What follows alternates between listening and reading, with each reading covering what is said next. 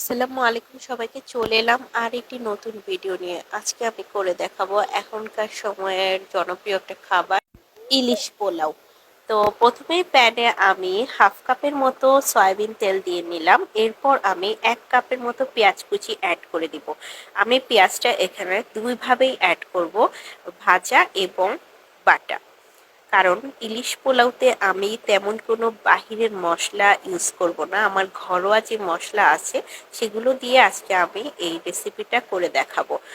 আমি কারণ ইলিশ পোলাওতে যদি বেশি মশলা ইউজ করা হয় তাহলে ইলিশের স্বাদটা কিন্তু নষ্ট হয়ে যায়। এখানে আমি পেঁয়াজটাকে একটু বেরেস্তা কালার করে তেলের উপর ভেজে নিচ্ছি। যখন পেঁয়াজটা লালচে কালার হয়ে আসবে তখনই আমি পেঁয়াজের মধ্যে সামান্য পরিমাণ পানি এখানে অ্যাড করে দিব। এটা এই জন্যে যে পেঁয়াজটা আমি আর কালার করতে চাচ্ছি না। তো এখন আমি পেঁয়াজ বাটা এবং 1 কাপের মতো ফেটানো টক দই এবং গুঁড়ো মশলা যেমন ধনে গুঁড়ো, লাল মরিচের গুঁড়ো এবং জিরার গুঁড়ো অ্যাড করে আমি ভালো করে মশলাটা কষিয়ে আমি ধুয়ে রাখা সেই ইলিশ মাছগুলো সাবধানতার সাথে আমি একবারে বিছিয়ে দিব। কিছুক্ষণ পর আমি একটা ছোট চামচের সাহায্যে আমি মাছগুলো উল্টে দিব। এখানে বারবার সাবধানতার কথা এজন্যই বলছি, কারণ ইলিশ মাছ কিন্তু অনেক নরম আর এটা সিদ্ধ হতে বেশিক্ষণ সময় লাগে না। আর একটা মাছ যদি ভেঙে যায় তাহলে কিন্তু আপনার ঝোলে কাটা কাটা হয়ে যাবে। তো তার জন্য এখানে খুব সাবধানতার সাথেই কিন্তু মাছগুলোকে আমি উল্টে পাল্টে দিলাম এবং সেই মশলার সাথেই কষিয়ে নিলাম। যখনই মশলার সাথে মাছটা খুব ভালোভাবে কষিয়ে আসবে তখনই আমি এখানে সামান্য পরিমাণ পানি অ্যাড করে দিব।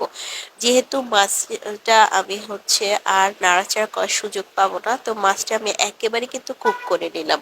তো এখানে মশলাটা শুকিয়ে এসেছে এবং উপরে তেল ভেসে উঠেছে। তো আমি সামান্য পরিমাণ ঘি দিয়ে দিলাম, দিয়ে আমি এটা রেস্টে রেখে দিব। এখানে আমার ইলিশ পোলাওর জন্য যে ইলিশ মাছটা সেটা সম্পূর্ণভাবে তৈরি হয়ে গিয়েছে। তো এখন আমি অন্য একটি প্যানে সয়াবিন তেল দিয়ে এবং পেঁয়াজ কুচি অ্যাড করে দিলাম। এটা আমি পোলাওটা করার জন্যে এই প্রিপারেশনটা নিয়ে নিলাম। তো আমি এখানে পেঁয়াজটা যখন বেরেস্তা করে নিব, তারপর আমি আদা রসুন এবং গরম মশলাও অ্যাড করে দিব এর সাথে। এখানে গরম মশলা অ্যাড করার পর আমি পেঁয়াজটা কিন্তু ভেজে নিচ্ছি। যখনই আমার পেঁয়াজটা বেরেস্তা কালার হবে তখনই আমি কিন্তু আমার যে ধুয়ে রাখা পোলাওর চালটা, যেটা আমি আধা ঘন্টা ভিজিয়ে রেখেছি এবং আধা ঘন্টা স্ট্রেনারে দিয়ে পানিটা ঝরিয়ে নিয়েছি। এতে করে কি হবে, চালটা অনেক বেশি ঝরঝরে হবে। আপনারা যখনই পোলাও রান্না করবেন এই টিপসটা অবশ্যই ফলো করবেন, যে চালটা 30 মিনিট ভিজিয়ে রাখার পর 30 মিনিট চাল নিতে পানি ঝরিয়ে নেবেন।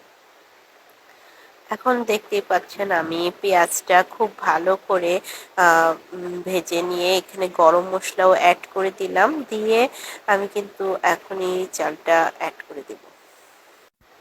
আর চালটা দেওয়ার পরও আমি কিন্তু অনেকক্ষণই ভেজে নিয়েছি। শনশন একটা আওয়াজ হওয়ার পরে আমি 1.5 গুণ পানি এখানে অ্যাড করে দিয়েছি, 1 কাপ পরিমাণ দুধ। আর সেই ইলিশের যে গ্রেভিটা ছিল সেই গ্রেভিটাও আমি কিছুটা দিয়ে দিয়েছি। এখন যখন পোলাওটা আমার হয়ে গিয়েছে, এখন আমি চালটা কিছুটা সরিয়ে সরিয়ে আমি একটা একটা করে পিস আমি বসিয়ে দিচ্ছি, আর সাথে 1 চামচ করে গ্রেভি। এভাবে করে আমি বিভিন্ন জায়গায় আমি চালটা সরিয়ে সরিয়ে আমি ইলিশগুলো সাবধানতার সাথেই বসিয়ে দিয়েছি এবং সম্পূর্ণটা দেওয়ার পরে আমি উপরে ঘি দিয়ে কিছুক্ষণের জন্য দমে রাখবো। এখানে 10 মিনিট পরে দমে থেকে নামানোর পর আমি একটা ট্রেতে আমি চালগুলো এবং ইলিশগুলো আমি ভালো করে বিছিয়ে দিয়েছি। আমরা যখন ইলিশ পোলাও রান্না করব, ইলিশটা যখন তুলবো সেটাও সাবধানতার সাথে, মানে আপনার রান্নার শুরু থেকে শেষ পর্যন্ত সাবধানতাই অবলম্বন করতে হবে। ধন্যবাদ সবাইকে। আসসালামু আলাইকুম। আর আমার ভিডিও ভালো লাগলে লাইক কমেন্ট করবেন। ধন্যবাদ।